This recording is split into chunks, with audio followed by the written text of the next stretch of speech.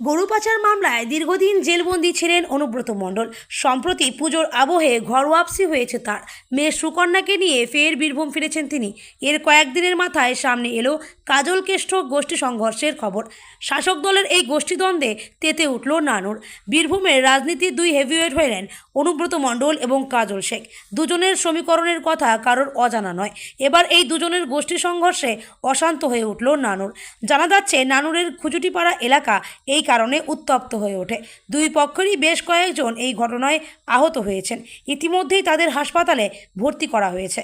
কেষ্ট কাজল গোষ্ঠী সংঘর্ষের ফলে পরিস্থিতি এতটাই উত্তপ্ত হয়ে যায়, পুলিশ বাহিনী এসে তা নিয়ন্ত্রণে আনে। অনুব্রত ফিরতে না ফিরতেই গোষ্ঠীদ্বন্দ্বের এই খবর প্রকাশ্যে আসায় স্বাভাবিকভাবেই জোর শোরগোল পড়ে গিয়েছে।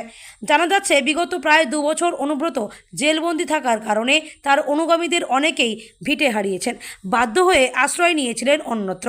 কেষ্ট ফিরতেই তাদের হালে পানি লেগেছে। অনুব্রত অনুগামীদের অভিযোগ, নানুর থানার অন্তর্গত খুচুটিপাড়া গ্রামে তাদের দলের কর্মী সমর্থকদের মারধর করা হয়, তাদের হাসপাতালে ভর্তি করতে হয়েছে। যদিও কাজল গোষ্ঠী সম্পূর্ণ অভিযোগ অস্বীকার করেছে, সে সঙ্গেই পাল্টা তোপ দেখেছে অনুব্রত অনুগামীদের বিরুদ্ধে। তারা পাল্টা অভিযোগ করেন, শান্ত নানুরকে উত্তপ্ত করে তোলার চেষ্টা করছেন আব্দুল করিম খানের অনুগামীরা। তারা উস্কানিতেই এলাকায় নতুন করে অশান্তির পরিবেশ দেখা দিচ্ছে।